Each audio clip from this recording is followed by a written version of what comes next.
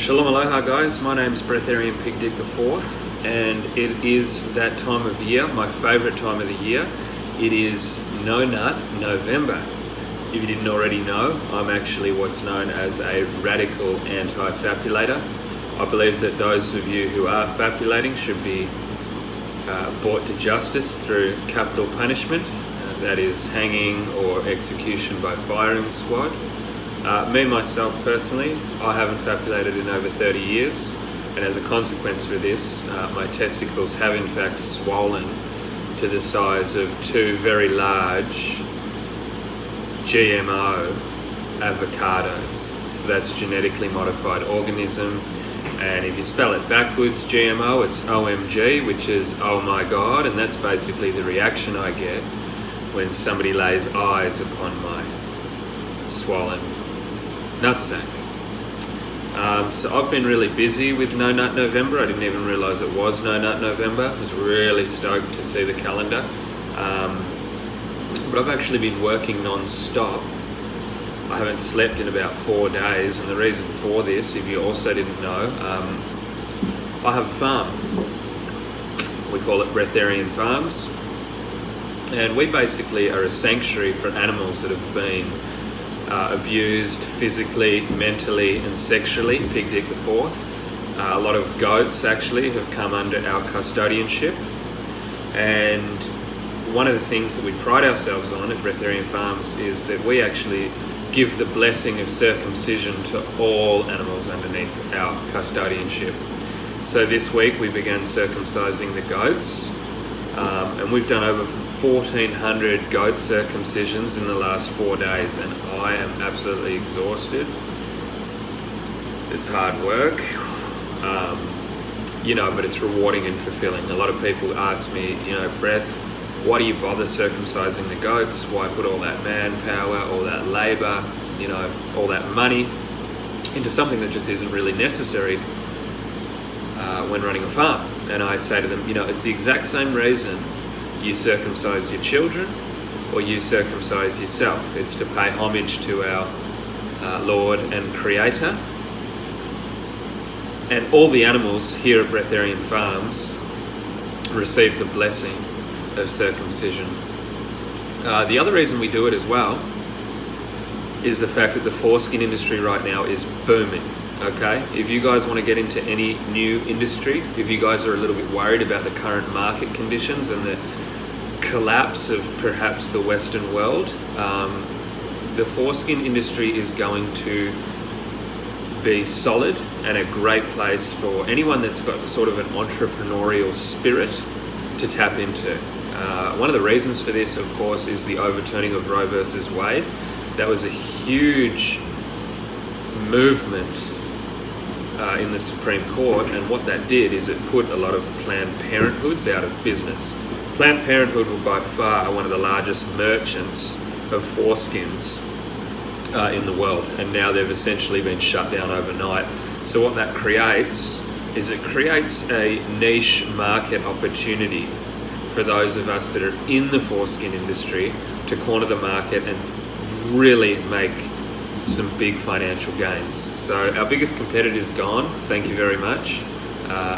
Certain gentleman in the Supreme Court, Clancy Wade, I don't remember your name, but thank you very much. That's really put our sales, through the roof. I think we did over $100,000 in foreskin sales last week alone, and that would not have been possible if Planned Parenthood was still, the main merchants on the block. Reason number two, of course, is you've got big name celebrities like Oprah Come On My Face Winfrey, Courtney Foreskin Face Cox. These high-end celebrities actually use a youth preserving cream, and the main ingredient in that cream is foreskin. You can look it up.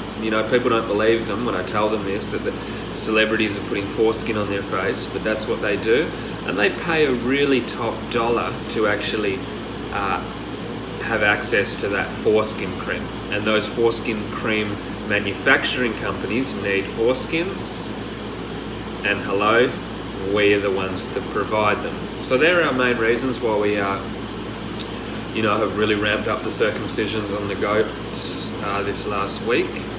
other than rewarding work, it's also good money. So we're hitting two birds with one stone. We're making money and we're doing the work of God. And the goats love it.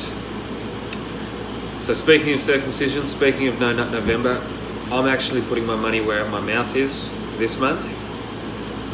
You guys may have followed my channel and you guys may know that I'm anti-scrotum, anti-male scrotum. It's a toxic organ, it's a putrid organ, and quite frankly it needs to be removed. So I'm happy to inform you guys that there's been 4 successful human male scrotum removals done on breatharian farms, and one of those successful scrotum removals was my own. I've never felt more liberated in my life. Anyone that is thinking about doing it, I recommend it. It saved me. I'm not the same man now. I'm liberated from the toxic organ of the male scrotum, and I never have felt better. The really crazy thing is, right, this is a quick little story for you before I get off and get back to the farmhouse, back to the shed. After completing my scrotum removal surgery, we had my scrotum on the table, and a couple of the guys were looking at it and admiring it. It was what you call a megachode. Not many people have seen a megachode. So everyone was sort of admiring the megachode. And the crazy thing is, I actually made it to this far in my life never being circumcised. Rabbi Klipowitz refused to clip my foreskin as a young child, so I made it to this tender age with a foreskin. So when we took my scrotum off and we sat it on the table, the boys said, "Brett, we should just snip this foreskin and we should add it to our inventory."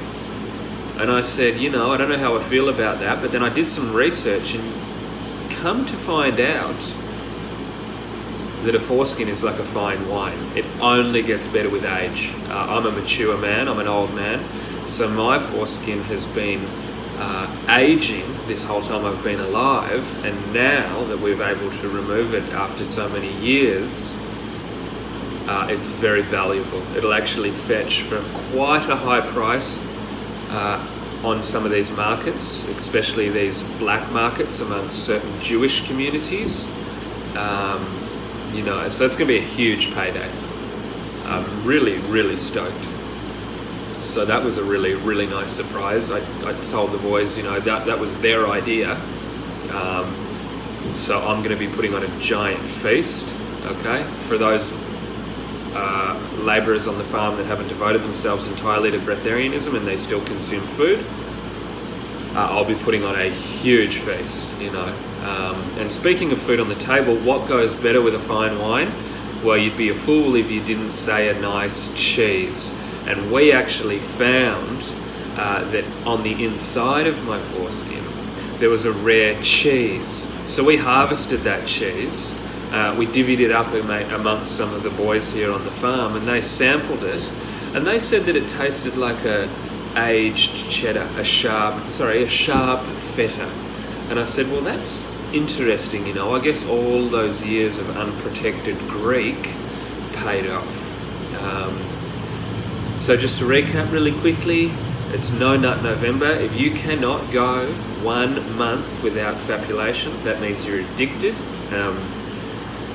If it was up to me, you'd be executed. But luckily you live in a free society, and I would really try to conquer that addiction. So if you cannot go 1 month without fapulation, you're addicted. It is No Nut November, and I suggest that you transcend your addiction and stop the fapulation. Circumcisions have gone great. The foreskin industry is booming. Get involved now before it's too late. My scrotum removal was extremely successful. Foreskins age like fine wine.